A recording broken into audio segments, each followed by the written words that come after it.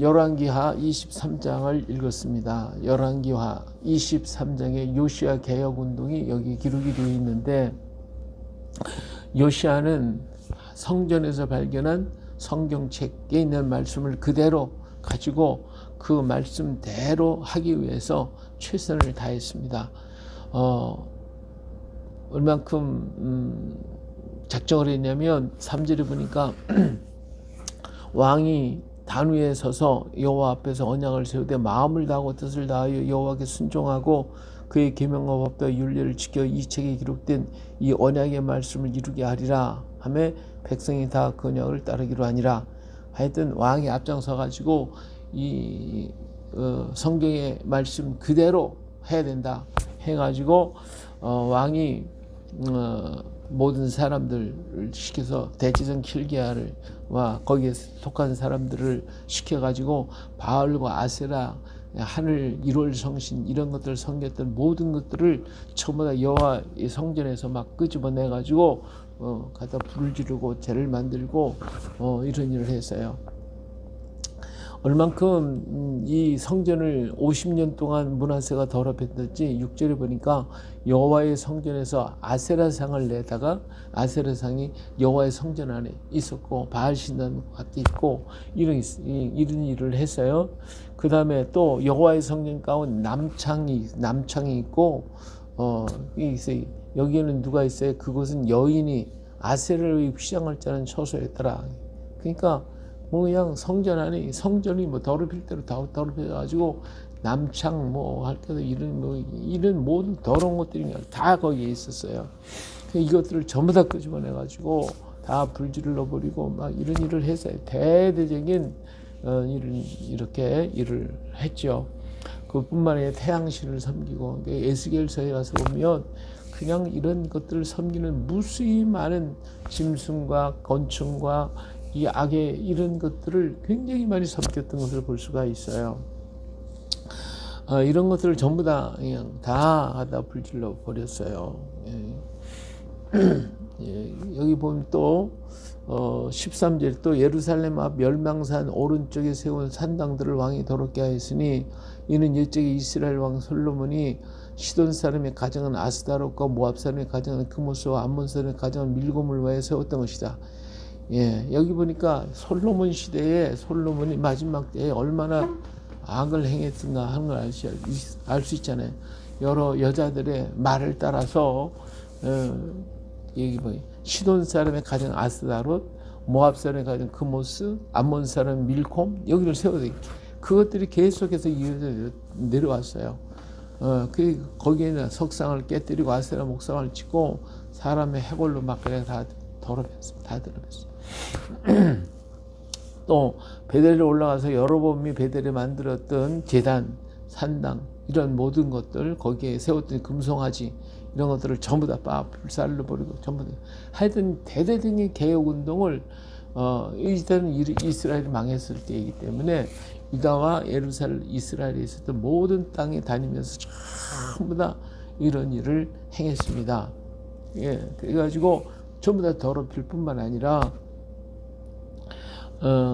거기에 있는 제사장, 산당에 있는 제사장들을 20절에 보니까 또 거기에 있는 산당의 제사장들을 다 제단 위에서 죽이고 사람의 해골을 제단 위에서 불사르고 이렇게 예루살렘으로 돌아오는 그래서 이 하나님의 언약책에 기록된 대로 이 일을 하고 유월절을 지키게 만들었어요.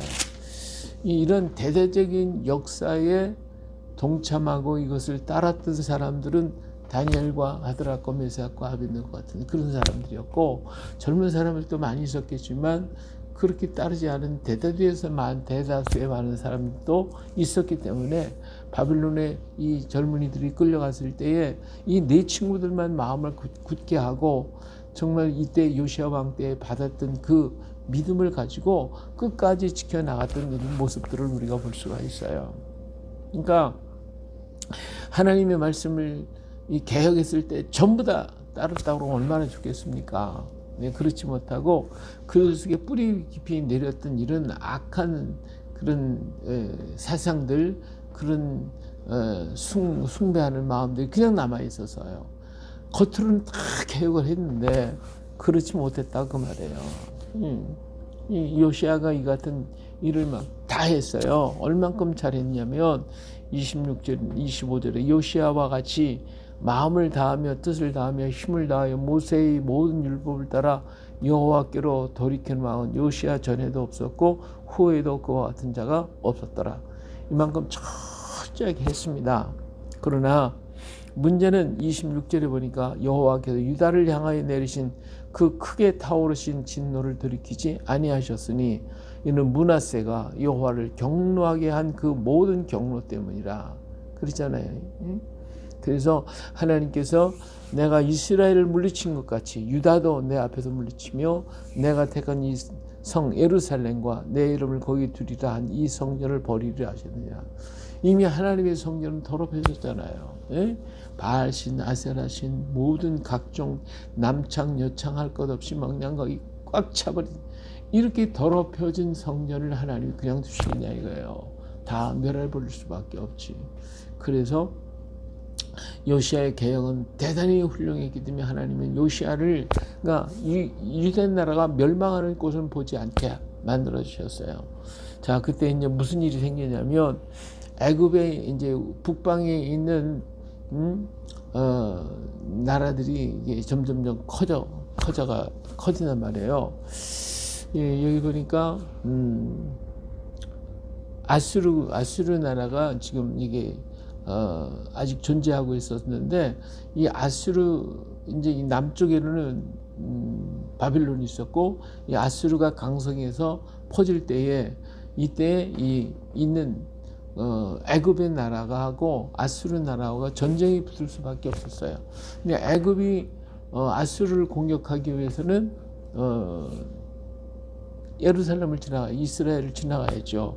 이스라엘을 지나가야 되는데 내가 아수르를 공격하기 위해서 이 이스라엘을 지나가겠다 그러니까 우시아가 막아버렸어요. 그래서 무기토지 골짜기에서 가지 못하도록 막았단 말이에요. 이스라엘의 입장에서 유대 나라의 입장에서 보면 애굽의 군대가 이스라엘 땅을 지나가면 무슨 짓을 할 줄 알아요. 예?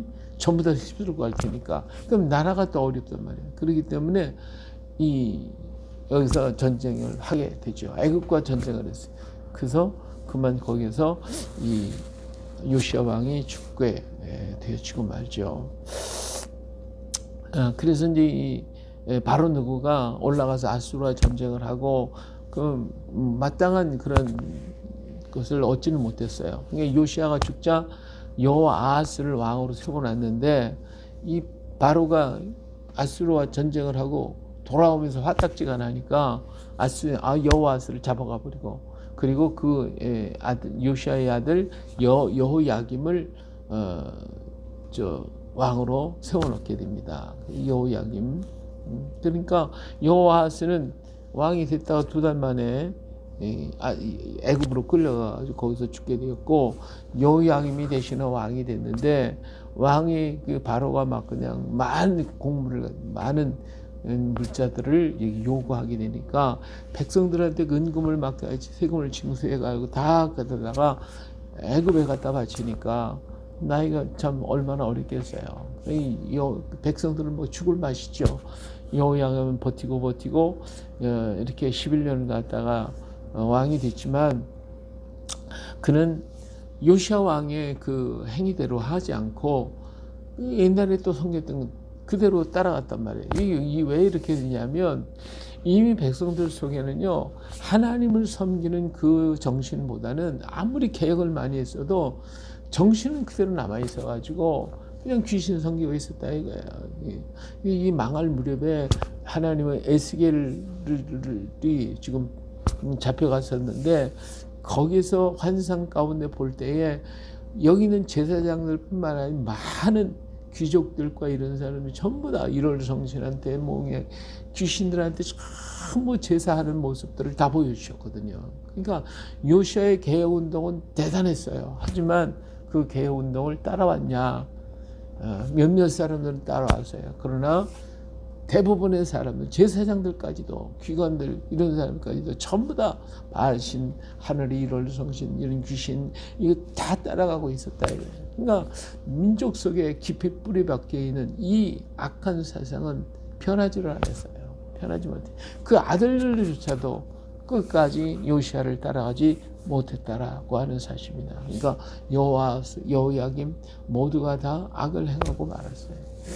그러니까 하나님께서 이미 더럽혀진 예루살렘 성전 폐하시고 사람의 마음이 더럽혀져서 떠나지 않는 이 악의 존재들을 하나님 폐하실 수밖에 없었다. 그래서 유다가 망하게 된다고 하는 모습을 봅니다. 그래요. 오늘 우리 속에 정말 알 수 없게 뿌리내린 이런 사상들을 다 뽑아내야 돼. 전부 다 뽑아내지 않으면 그게 언제 또 싹이 날지 알 수가 없는 거예요. 외형적인 그리스도인이 아니라 내면적인 그리스도인이 되어야 되고, 내 속에 진정한 그리스도의 영으로 가득 채우지 않는 한 인간의 욕심의 뿌리와 죄악의 뿌리는 그냥 남아서 우리를 갖다가 멸망의 길로 끌고 간다고 하는 사실을 우리는 잊어서는 아니 될 것입니다. 정말 성령의 불로 다 태워주시고, 이사야가 말한 것처럼 주의 재단 숯불로 내 입술을 다 지켜주시옵소서 한 것처럼 우리의 속에 모든 성령의 불로 다 태워야 되고, 그리고 예수님의 보혈로 정결하게 씻어지는 일이 늘 있지 아니하고는 우리 육신의 이 정욕과 세상의 악한 것과 더러운 것들은 그냥 남아서 나를 자꾸 죄악의 길로, 세상의 길, 세속적인 길로 끌고 가 있단 말이에요. 바울이 그러기 때문에 오라 나는 곤고한 자로다. 곤고한 자로다. 이렇게 탄식을 하며 하나님 앞에 더 가까이 갔던 것처럼 오늘 우리가 육신에 끌리지 아니하도록 주님께로 늘 수시로 가까이 가고 더 가까이 가고 하나님을 더 사모해서 주님께로 나아가는 우리가 되어야 할 줄로 믿습니다. 내가 거룩하니 너희도 거룩하라. 우리 주님의 그 거룩함이 나를 온전히 덮고 그 하나님의 성령이 나를 이끌어 가실 수 있도록 온전히 나를 주님께 드리는 또 우리의 삶이 되고, 이런 것을 통해서 주변의 모든 사람들에게 우리의 영향력이 퍼져나가는 그리스도의 모습이 보여지는 그러한 우리의 삶이 되어질 수 있기를 주의 이름으로 축원합니다. 할렐루야. 어려하신 아버지 하나님, 오늘도 우리와 함께 하시는 하나님의 은혜를 감사드립니다. 요시야 왕의 대대적인 개혁운동 속에서도 하나님은 사람들의 마음은 변하지 않았습니다. 그러나 변한 것 같지 안 변한 것 같아도 그 중에 몇몇 사람은 끝까지 남아서 하나님을 의지하고 그의 개혁을 통하여 하나님의 말씀을 접한 일꾼들을 우리는 보게 됩니다. 아버지 하나님이여, 이렇게 하나님 그루터기를 남겨놓았고 마지막까지 끝까지 남긴 주의 백성들을 바알에게 무릎을 꿇지 않는 7천을 남기듯이 남겨놓으시는 줄을 압니다.